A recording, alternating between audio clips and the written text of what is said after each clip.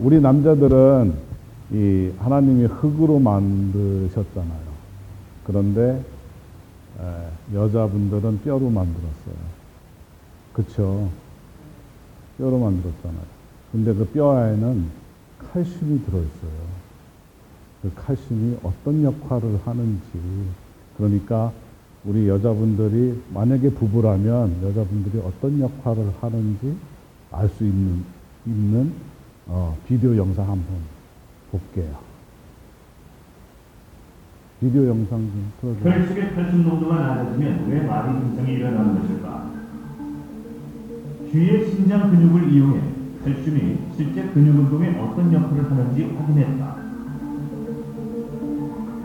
쥐의 심장에 칼슘이 함유되어 있는 용액을 주입해주자 심장이 계속 뛰는 것을 확인할 수 있다. 그러나 칼슘이 전혀 들어있지 않은 용액을 주입해주자 심장이 멈춰버렸다.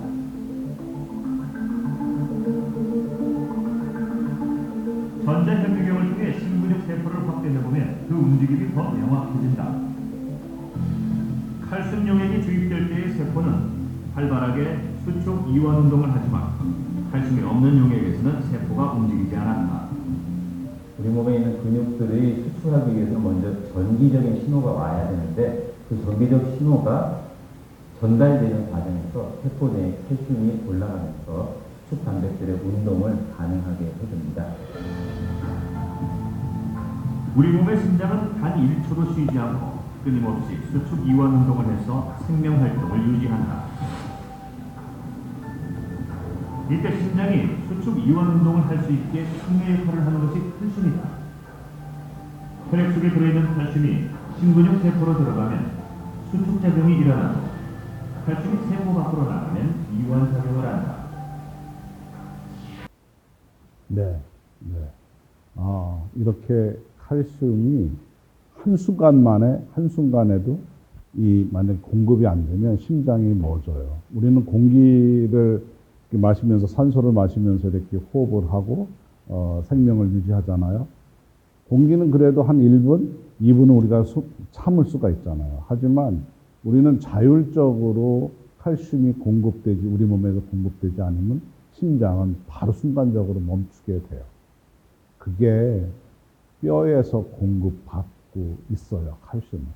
우리가 많은 음식을 통해서 칼슘을 공급받고 있지만 실제적으로 만약에 아침 굶고 점심도 스킵하고 이러면 할 수 없이 뼈에서 공급받을 수밖에 없어요. 그래서 뼈의 역할이 너무너무 중요하죠.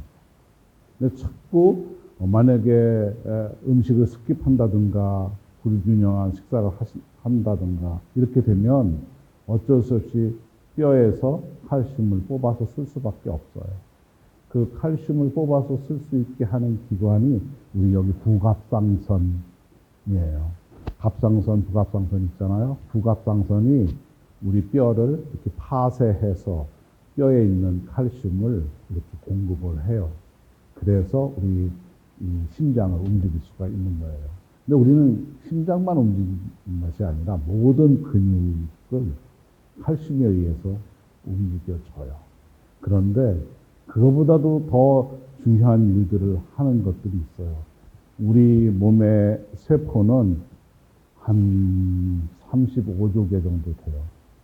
근데 그 35조 개 되는 그 세포가 계속 죽고 다시 생기고 죽고 다시 생겨요. 그런데 그게 하루에 아니면 1초에 400만 개의 셀이 죽고 다시 생겨요. 1초에. 하루에 24시간 동안에 3,300억 개의 셀이 다시 죽고 다시 태어나고 그래요. 그러니까 그런 셀들이 제대로 정상적인 셀이 나오기 위해서는 이 칼슘이 꼭 필요한 거예요. 칼슘이 없으면 그 정상적인 그 DNA가 제대로 생성되지가 않는 거죠. 그러면 에러가 생겨요. 에러가 생길 때 잘못되면 그게 돌연변이가 되고, 돌연변이 된 게 맨 앞에 그림에서 나온 암이 되는 거예요. 그러니까 너무너무 중요한 거죠. 우리 뼈의 관리가. 그래서 젊었을 때는 괜찮아요. 하지만 나이 들어서부터는 관리하기가 힘든데, 우리가, 아기가, 엄마 태중에 있을 때, 일반적으로 모든 걸 음식을 잘 섭취해야 되잖아요. 근데 정상적인 사람은 하루에 800ml, 1000mg의 칼슘이 필요하지만, 임산부위 같은 경우는 1500, 2000씩 필요해요. 왜냐하면 아기를 만들어야 되니까. 아기 뼈도 만들어야 되니까. 아기 뼈뿐만 아니라 심장도, 아기 심장도 뛰게 만들어야 되니까 계속 칼슘이 필요한 거죠. 그때 잘못 섭취를 해서 부족하게 섭취를 하게 되면 아기도 장애를 가질 수가 있죠. 근데 요즘 들어서 많은 아이들이 장애를 갖고 태어나요. 그거는 식생활의 불균형이나 아주 심한 그런 다이어트나 이런 것들 때문인 거죠. 그래서 우리가 이건 좀 영어로 써여 있고 어렵잖아요. 근데 아까 그 셀이 35주나 있다고 그랬잖아요. 근데 그 셀 안에는 저 두 번째 줄에 보면 DNA라는 게 있어요. 그 셀 한 셀에 DNA가, 우리가 알 수 있는 DNA가 거의 2만 개 가까이가 돼요. 그러면 1초에 400만 셀이 새로 생기는데 그 셀 안에 DNA가 또 곱하기 2만을 해야 되는 거죠. 그게 계속 복제가 돼야 돼요. 근데 그 복제가 제대로 이루어지지 않을 때 문제가 생기게 되는 거죠. 다음 슬라이드 보여주실래요? 다음. 네. 저 맨 왼쪽에 셀이 있잖아요. 그런데 그 옆에 두 번째 있는 게 염색체예요. 근데 그 염색체 안에 이런 DNA, 나선형으로 되어 있는 DNA가 이렇게 있어요. 근데 저 두 번째 보면 CA라고 이렇게 써 있는 게 칼슘이에요. 저 칼슘이 시그널이 부족하거나 문제가 생길 때 맨 오른쪽에 있는 저 DNA가 에러가 생겨요. 그러면 어떻게 돼요? 이상한 기형 모양의 셀이 생길 수가 있다는 거죠. 그게 잘못되면 돌연변이가 돼서 캔서로 발전할 수가 있는 거죠. 그래서 요즘은 캔서가 정말 많아졌잖아요. 20년 전인가 클린턴 대통령 때 지놈 맵이 완성됐다고, 그래서 암은 이제 정복할 수 있다고 그랬어요. 산업혁명이 일어나면서부터 정말 산업도 많이 발전됐지만 의료계도 많이 발전했죠. 그렇지만 지금까지 골 밀도, 뼈 밀도를 올리는 약제는 없어요. 그리고 항암제도, 수많은 항암제들이 많이 개발되어 있지만 거의 진전이 없어요. 얼마 전에는, 한 10여 년 전에는 면역 항암제가 개발됐다고, 그 전에는 표적 항암제가 개발됐다고, 이제 암이 정복될 때가 된가 보다 이렇게 생각을 했어요. 그런데 아직도 암은 힘들어요, 인류가. 왜냐하면 암덩어리가 생겼다 하더라도 그걸 이렇게 테이크아웃 하면, 띄어내면 유전자가 변이 되는 거는 막을 수가 없어요. 그러니까 다시 또 재발되고 또 재발되고 그래요. 근본적인 원인은 뼈서부터 비롯돼요. 칼슘으로부터 비롯돼요. 이 뼈는 아기 때 생긴 그 아기들 뼈가 엄마 뱃속에서 나오면 첫 번째 생긴 그 뼈는 7년 만이면 다 이렇게 교체가 돼요. 뼈 세포들이. 1년에 한 15% 정도가 교체가 돼요. 그러면 우리 일생에서 뼈가 5번 정도 생성이 되거든요. 그러니까 7년마다 한 35살까지는 새로운 뼈들이 이렇게 계속 생기게 돼요. 생길 때마다 차근차근 벽돌 모양처럼 이렇게 쌓아 나가면 뼈가 튼튼하죠. 그러니까 40 정도만 되면 아주 온전한 뼈를 가지고 있어요. 그때서부터 이제 유지만 하게 되는 거예요, 뼈가. 그게 평생 가게 되는 거죠. 그래서 얼마나 그 뼈가 우리가 청년기 아기 때 이 뼈 생성될 때 얼마나 영양 보충이나 운동이나 필요한지 알 수 있다고요. 그래서 뼈가 튼튼한 사람은 감기도 잘 안 걸리고. 자, 우리가 추울 때 이렇게 막 오싹 하잖아요. 오싹 할 때 체온이 떨어져요. 체온이 떨어지면 칼슘이 빠져나와요. 체온을 올리려고. 체온을 올리려고 칼슘이 빠져나오는데 뼈에는 칼슘만 있는 것이 아니고 인도 같이 있어요. 근데 이 바이러스는 바이러스의 핵산 DNA나 RNA에는 꼭 인이라는 게 있어요. 그래서 칼슘은 체온을 올리려고 사용되고 인이 과다하게 많아지니까 우리 혈중에 많아지니까 바이러스가 확 늘어나는 거죠. 그래서 뭐 예전에 우리 뭐 사스 바이러스나 메르스 바이러스나 코로나 바이러스나 이런 것들이 그런 메커니즘을 통해서 이렇게 몸속에서 자라는 거죠. 그래서 거기에 칼슘을 제대로만 공급해주면 뼈에서 빠져나오는 인도 막을 수 있고 칼슘도 막을 수 있고 그래서 바이러스를 잡을 수가 있는 거죠. 그러니까 이 칼슘은 모든 질병에 저는 그렇게 생각해요. 직접 간접적으로 모든 질병에 관련이 있다. DNA에 리플리케이트 복제하는 것서부터 암까지 치매까지 다 칼슘하고 관련되어 있지 않는 질병은 없다. 그래서 저는 그렇게 생각해요. 하나님이 너무너무 중요하니까 남자들한테도 중요하죠. 여자를 남자의 갈비뼈로 만들어서 그 갈비뼈 안에 있는 그 칼슘이 모든 걸 다 공급이 끊기면 다 무너지니까 저는 그렇게 해석이 되더라고요. 그래서 칼슘이 너무나 중요하고 그래서 우리 몸에 뼈에 이렇게 저장해 놓고 만약에 바빠서 아침을 굶는다든가 점심도 바빠서 그냥 샌드위치나 뭐 이렇게 때운다든가 할 때 칼슘 부족하잖아요. 그러면 뼈에서 칼슘을 일정량 빼서 심장도 움직이고 우리 지금 제가 이렇게 혀를 이렇게 움직이는 혀 근육을 움직이는 것도 계속 칼슘을 소모하는 거예요. 근데 칼슘은 우리 몸에서 만들어지지 않아요. 이렇게 뭘 섭취를 해야 되죠.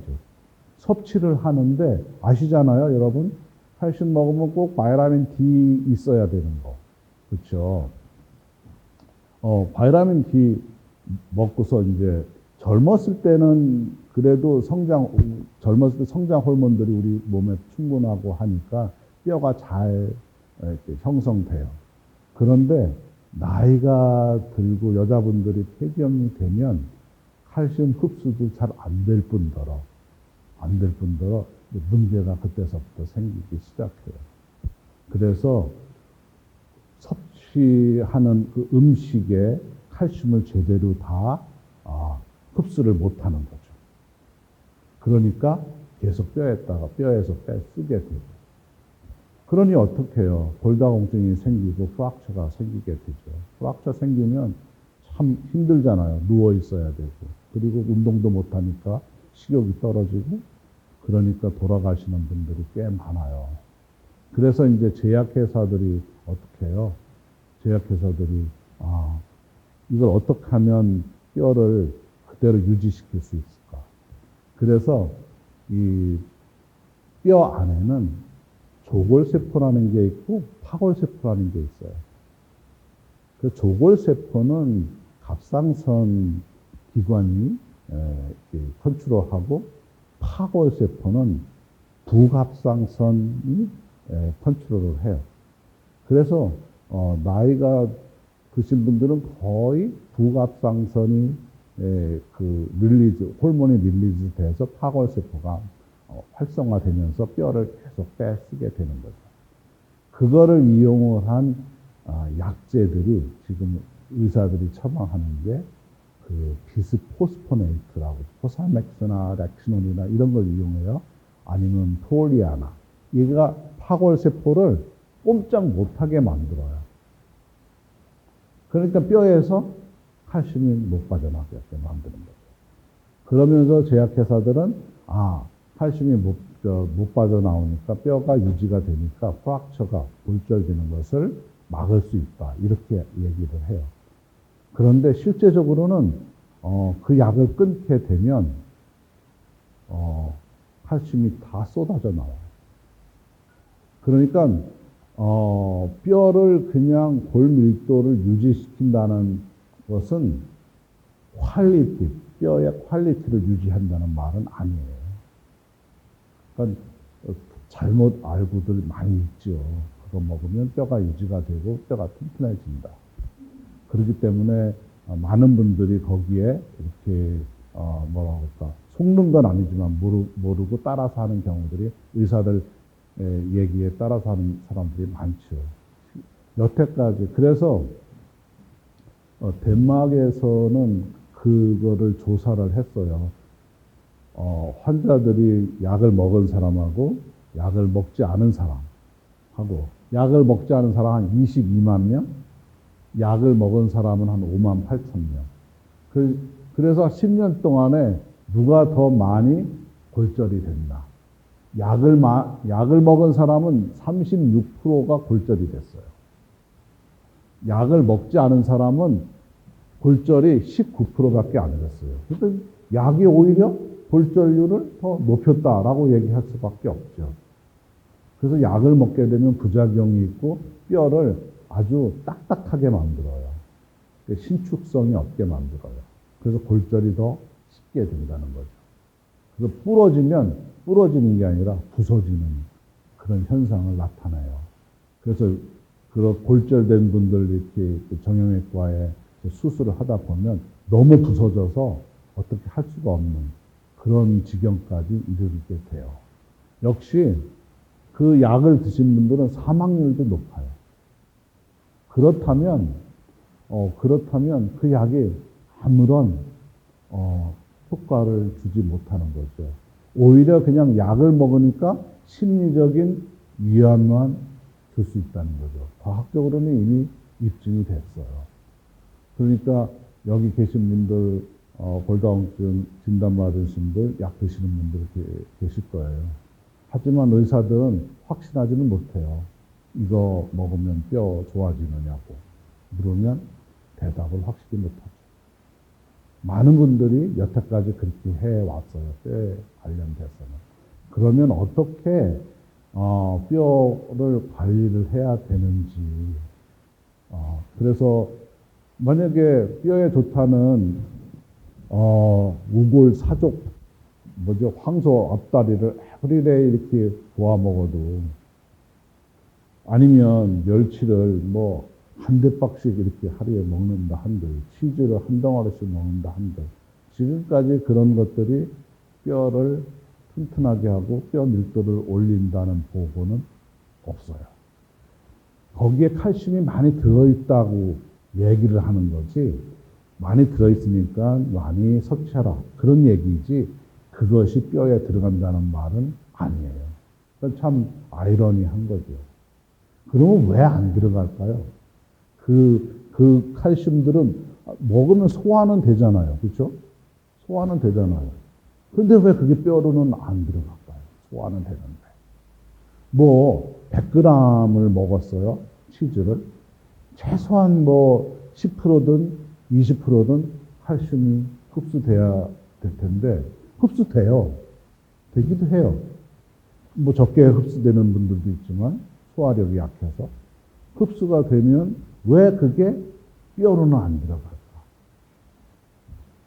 우리가 맨 앞에 이렇게 심장 이렇게 뛰게 하는 거 보셨잖아요. 이건 이온 칼슘이에요. 이온 칼슘만. 이걸 이제 피지올로지컬 칼슘 아연이라고 그래요. 이온화가 된 칼슘이라는 뜻이에요.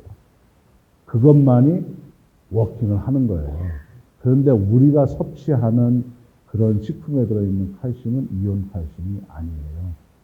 단백질 칼슘이라고 그래요. 그거는 바이타민 D에 의해서 흡수되는 칼슘인데 그 칼슘은 단백질하고 이렇게 붙어 있어요. 이거는 운동을 하지 않으면 떨어지지가 않아요. 그래서 그런 것들 드시면 꼭 이렇게 산책을 하든 운동을 하셔야 돼요. 그 운동을 하시면 근육에서 그때 필요로 하는 그 칼슘은 그 음식에서 공급받을 수가 있는 거죠. 그러면서 뼈에 있는 칼슘은 안 뺏쓰는 거예요. 뼈는 유지시킬 수가 있는 거죠. 최소한 40대 이후 폐경된 이후에는 최소한 그렇게는 해야 뼈는 유지가 되는 거예요. 아무리 좋은 음식을 많이 먹는다 해도 나이 들어서 뼈로 집어넣는 것은 거의 불가능하다. 여태까지 과학적으로 그래 왔어요. 그러니까 그런 칼슘 공급이 어려워지니까 세포는 어때요? 세포는 어쩔 수 없이 뼈에서부터 공급받을 수밖에 없어요. 그래서 뼈 밀도가 낮아지고 그래서 골다공증에 이르게 되는 거죠. 점점 더 수명이 연장되면서 이런 일은 더 커질 거예요. 그러다 보니까 젊었을 때 아침에 굶잖아요. 20대 때, 30대 때 칼슘이 아침을 굶어요. 점심도 굶어요. 그러면 그때 칼슘이 500mg가 만약에 필요했었다면 뼈에서 거의 500mg만 뺐어요. 근데 연세가 나이가 들게 되면 500mg만 빼는 게 아니에요. 더 빼요. 왜냐하면 이게 기능이 민감해지지가 않은 거예요. 조금 있다가 또 너 굶을 거지, 더 필요할 거지. 그러니까 500을 뼈에서 뺏쓰는 게 아니라 600을 쓰게 되는 거죠. 그러면 그 100은 어디로 가요? 그게 하이퍼칼시미아를 일으키게 되는 거죠. 그러니까 과다하게 혈중에 칼슘이 많아지게 되는 거예요. 그러면 칼슘만 많아진 게 아니라 아까 얘기 드렸잖아요. 인도 같이 많아져요. 그러면 인하고 칼슘하고 많아지면 그게 석회화를 일으켜요. 심장에 석회가 쌓이면 심장마비를 일으키기도 하고 근육에 쌓이면 도식견같이 그렇게 팔도 못 올리는 그런 현상도 있고 그 장기에 이게 혈관에 쌓이게 되면 혈관이 막히기도 하고 그래서 참 중요해요. 뼈를 유지시킨다는 게. 그래서 이제 저게 그림 이렇게 보시면 맨 위에 이렇게 프로틴 칼슘이라고 있고 아요닉 칼슘. 저렇게 운동을 해야 그 프로틴 칼슘이 아요닉 칼슘으로 돼서 혈관 안으로도 들어가게 되는 거죠. 그리고 오른쪽에 보면 밑에 쪽 보면 오스테오클라스트라고 있고 오스테오블라스트가 있어요. 오스테오블라스트는 조골세포예요. 뼈를 만들어주는 거. 오스테오클라스트는 뼈를 파괴해서 우리가 필요로 하는 칼슘을 공급해 주는 거고요. 그러니까 두 개 다 밸런스가 있게 돼야 돼요. 그래서 골다공증 약을 먹게 되면 저 파골세포라는 놈을 꼼짝 못하게 하는 이니비터예요. 이 불활성화가 돼요. 그럼 뼈에서는 안 빠져나가죠. 근데 뼈는 사실상 숨을 쉬어야 되는데 숨을 못 쉬게 되니까 건강이 더 안 좋아질 수밖에 없어요. 그 골다공증 약에 의해서 이렇게 부작용을 일으키는 사람들이 너무 많은데 한번 드러그스닷컴 그 페이지 한번 보여주실래요? 예. 여기 www 이게 자제분이나 손자분 있으면 여기에 이렇게 들어가 보면 리뷰가 있어요. 그 드러그를 먹고 어떤 부작용들이 있고 하는지. 그런데 여기 아주 대기업이에요. 미국의 암젠이라는 회사가 요즘은 주사제까지 나와요. 그게 프로리아라고 그래요. 아마 맡고 계신 분도 혹시 있으실지 모르겠어요. 그게 파골 세포를 이렇게 꼼짝 못하게 만드는 거예요. 6개월에 한 번 주사를 해요. 그런데 사실은 골다공증 환자만 그 주사를 맞는 게 아니고 암 환자들도 그 주사를 맞아요. 왠지 아세요? 암덩어리는, 암세포는 칼슘이 엄청 필요로 해요. 그래서 암 환자들을 이렇게 볼 체크업을 해보면 뼈가 다 나빠요. 그리고 뼈에까지 암세포가 잘 전이가 돼요. 그래서 이 프롤리아라는 그 주사를 놔요, 의사들이. 옹콜로지스트. 뼈에 더 이상 부서지지 않게 하기 위해서. 그러니까 이 칼슘이 암세포가 커지기 위해서는 신호 전달이 필요하거든요. 우리 세포는 서로 이렇게 커뮤니케이션을 해요. 거의 정상세포보다 암세포는 2배, 3배가 아니라 10배, 20배 빨리 성장을 해요. 그러니까 더 많은 탄수화물도 필요하고 칼슘도 필요한 거죠. 그래서 칼슘이 우리 몸에서 들어가지 않으니까 뼈에서 뺐을 수밖에 없는 거예요. 그래서 이놈이 다 무너져야만 암이 다 그냥 온몸에 퍼져야만 그때 멈추게 되는 거죠. 아주 고약한 놈인 거죠. 그러니까 이게 암도 사실 처음에 모두에 제가 말씀드렸잖아요. 암 치료율이 그렇게 높아지지 않았다. 그러니까 3기, 4기의 암 환자분들은 거의 이렇게 치료율이 높아지지가 않았어요.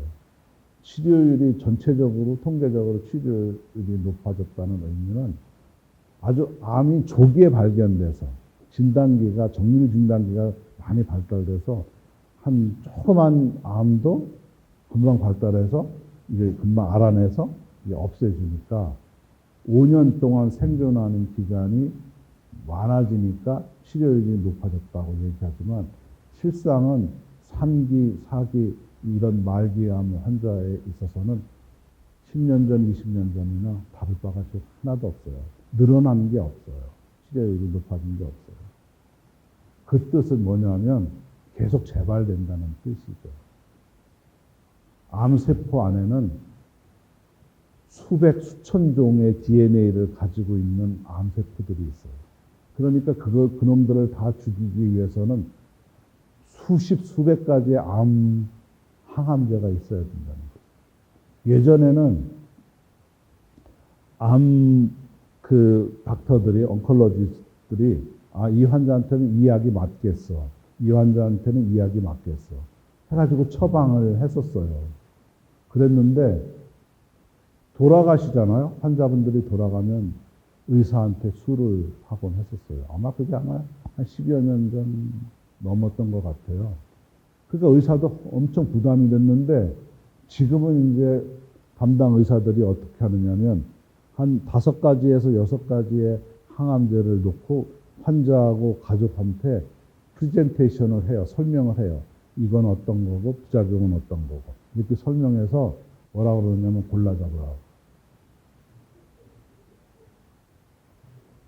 그 다음부터는 소송 거는 일이 없어진 거예요. 의사 상대로, 병원 상대로. 의사도 마찬가지예요. 모든 걸 다 알 수가 없고, 제약회사에서 제공하는 그런 자료만 가지고 선택을 하는 거죠. 항암제. 그러니까 우리가 항암제를 이렇게 맞을 때 어떤 경우에는 한 80%, 90% 암세포가 줄어드는 경우가 있어요. 그러면 럭키하다고 하죠. 근데 암세포 덩어리 안에 진짜 수백 가지의 종류별로 있는데 일부의 암덩어리만 없어진 거예요. 나머지 5% 되는 거, 10% 되는 거는 살아남아요. 그래서 그게 다시 5년, 아주 늦은 10년 안에 다시 재발을 하는 거죠. 그때는 그 항암제는 듣지도 않아요.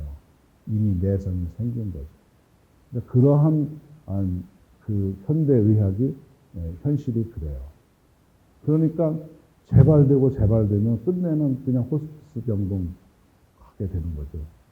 그게 DNA가 왜 이렇게 뮤테이션, 돌연변이가 되는지에 대한 거를 알고는 있지만 그걸 어떻게 프로텍트하고 예방할 수 있는가에 대해서는 아직까지 의학계에서는 모르고 있는 거죠. 근데 저는 이제 15년 전에 이 칼슘을 연구를 하면서 처음에 그랬어요. 왜 사람들은 500ml, 1000ml를 먹을까? 저가 한 80kg 정도 돼요? 80kg? 그러면 피를 다 빼면 몇 리터 정도가 될까요? 피를 다 빼면. 목사님은 뭐 피 다 빼면 아마 3.5리터, 1gallon이 좀 안 될 거예요. 약 1gallon 정도 돼요. 저도 1gallon 정도. 4리터, 1gallon 좀 넘는 거죠. 4리터 안에 아까 그 아이오나이즈 된 칼슘, 이온 칼슘이 몇 밀리그램이냐면요. 200mg 있어요. 이게 중요해요. 그 200mg이 적어지면 부갑상선이 워킹을 해요. 뼈에서 빨리 공급을 해줘야 돼요. 190으로 됐다 그러면 200ml로 맞춰줘요. 계속 그렇게 우리 작용을 그렇게 해요. 그러니까 우리가 치즈 덩어리다, 뭐 우족이다, 뭐 멸치다 그렇게 많이 먹어도 실제 필요한 거는 1ml, 2mg이에요. 1mg, 2mg. 그러니까 500mg, 1000mg 아무 소용이 없는 거예요. 그것만 올려주면 모든 세포나 호르몬이나 장기나 이런 기능들이 정상적으로 이루어진다는 거죠. 그 이온 칼슘이 특히 DNA 복제할 때 꼭 필요한 거죠. 만약에 들어보셨는지 모르겠어요. 뭐 많이 그런 얘기를 들으셨죠. 만취하면 술 많이 먹으면 필름 끊긴다고 브레이크아웃 된다는 말 들어봤죠. 어제 일을 전혀 기억이 안 나는 사람들. 이 알코올은, 술은, 이게 화학 물질이에요. 우리 몸에 간에 들어가면 이걸 분해를 해야 돼요. 근데 이 분해할 때 산소도 필요하지만 칼슘이 많이 필요해요.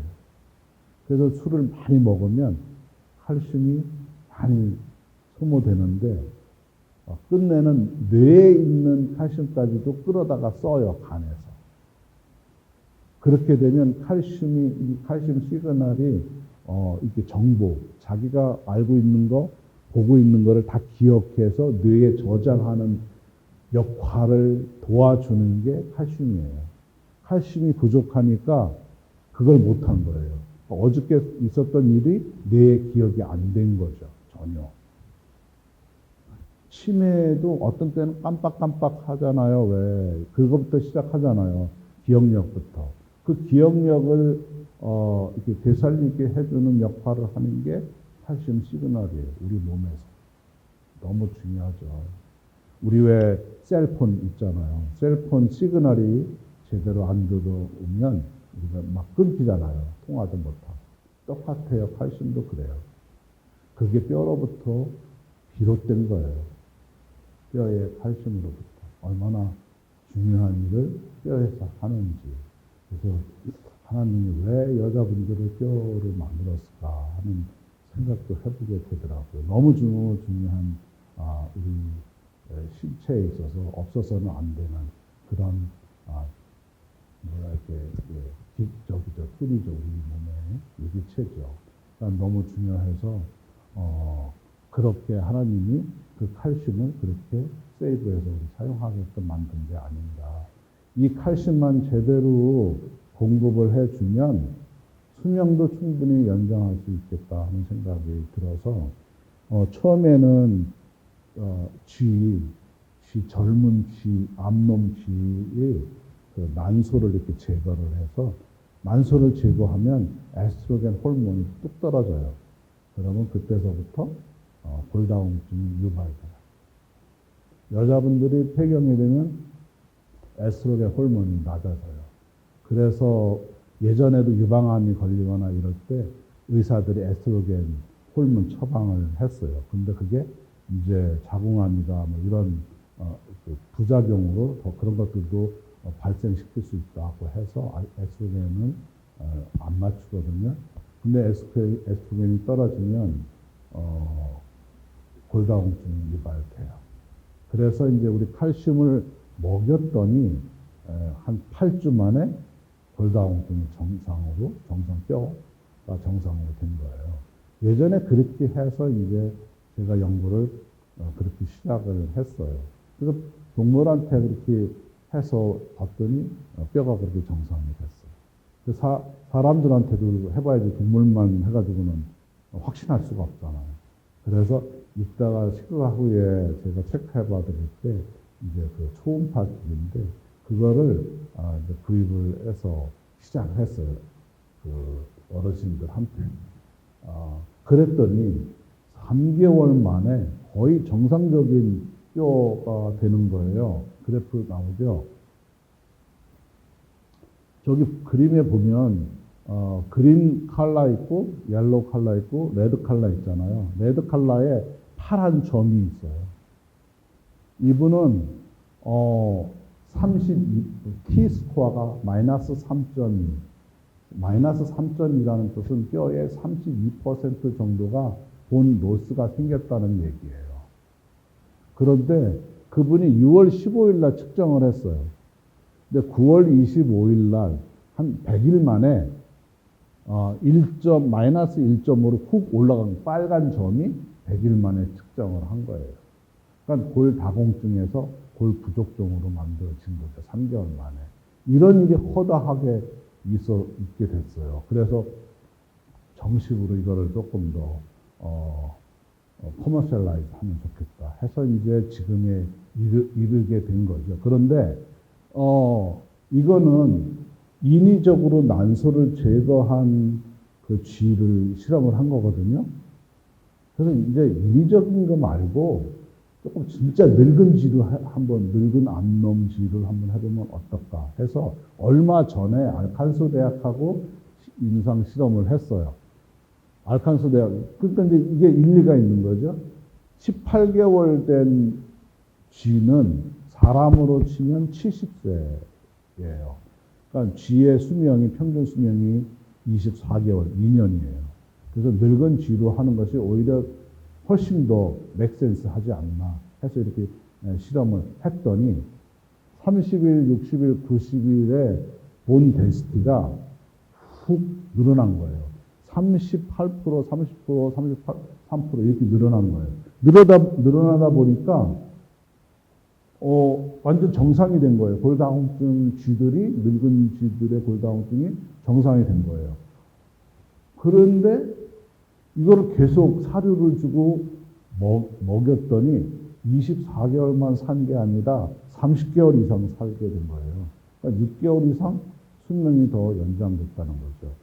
이거를 보면 이 칼슘이 우리 수명에도 얼마나 중요한 역할을 한다는 것을 알 수가 있는 거죠. 너무 중요한 거죠. 그래서 저는 그렇게 생각해요. 이 칼슘하고 뼈를 잘 관리를 하면 우리 인생 지금 100세라고 하지만 100세보다도 120, 130 더 오랫동안 건강하게 중요한 게 건강한 거잖아요. 100살, 그 120살 살더라도 계속 병원에 왔다 갔다 하고 자기 스스로 자기를 관리를 못한다면 아무 소용이 없는 거죠. 그러니까 오래 살면서 건강하게 사실 수 있다. 이런 결론이 나온 거죠. 그러니까 지금까지 본 덴시티를 올리는 그런 치료제는 없어요. 국제 아주 그냥 다국적 기업에서도 골다공증 치료제가 많이 개발됐어요. 근데 그 개발된 것들이 5년간 사람한테 임상을 했더니 4%, 5%, 6% 이렇게 골 밀도가 증가됐다고 해요. 증가됐어요. 1%, 2%만 증가돼도 그들은 뭐라고 표현하는지 아세요? significantly increase the BMD 그래요.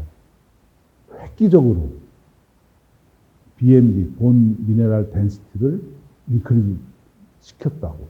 1%, 2%. 얼마나 본 덴시티를 인크리즈 시키기가 어려웠으면 그런 표현을 썼겠어요. 그렇게 써요. 그런데 우리는 38%, 30% 거의 그냥 정상, 노멀 그 BMD를 갖게 만든 거죠. 여태까지 모든 골다공증 치료제들이 그랬어요. 이 얘기는 다시 리버스 했다는 의미예요. 백투 노멀하게 됐다는 의미이고, 한국식으로 얘기하면 뼈를 해충시켰다고 이렇게 얘기할 수가 있는 거죠. 그러니까 뼈만 사실은 해충된 게 아니라 우리 신체 셀도 다시 해충된 거예요. 그 DNA 그 그림 나온 것 좀 한번 보여주실래요? 이 두 번째 그림 보면 저게 염색체거든요. 이렇게 꼬여 있는 게. 근데 그 위에 빨간 걸로 색을 칠한 게 있어요. 그거 텔로미어라고 그래요. 텔로미어. 저게 어떤 의미냐면 저 길이가 짧아지면 수명이 다했다. 이렇게 보는 거죠. 그래서 많은 그 학자들도 그렇고 큰 회사들 구글이나 아마존이나 이런 데서도 여기에 관심 갖고 투자를 어마어마하게 많이 하고 있어요. 지금. 어떤 그 랩은 노벨상을 탄 분들 6명을 이렇게 하이어해서 이걸 연구하게 할 정도로 그렇게 아주 그냥 핫한 그런 그 이슈가 된 거죠.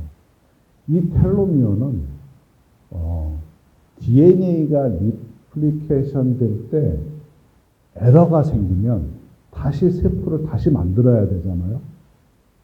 그러면 이 텔로미어가 짧아지는 거예요.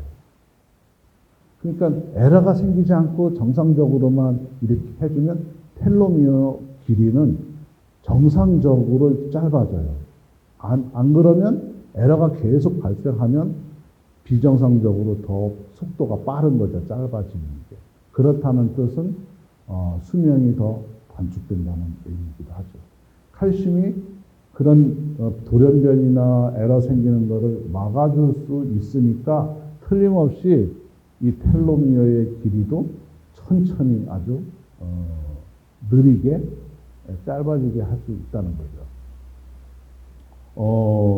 우리는 지금 이렇게 맥밥을 재보면 저는 아마 70 정도 나올 거예요. 강의하고 있으니까 한번 70 조금 넘을 수 있고 편안하게 릴렉스 하면 한 60 정도 돼요. 맥밥 리딩 되는 게. 그리고 우리 호흡 같은 것도 숨 쉬는 거 뭐 헉헉거리지 않는다면 한 50 정도? 그 정도 1초에 한 번 될까 말까 해요. 그런데 거북이는 어떤지 아세요? 거북이 맥박은 10초에 한 번 뛸까 말까 해요. 그러니까 거북이의 그 텔로미어의 짧아지는 속도는 인간보다 훨씬 더 느린 거죠.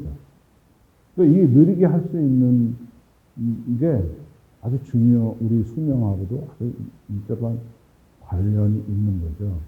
그러니까 이게 얼마나 이 칼슘이 우리 DNA 복제하고 우리 세포를 이렇게 메타볼리즘하고 하는데 중요한 거를 알 수가 있는 대목인 것 같아요.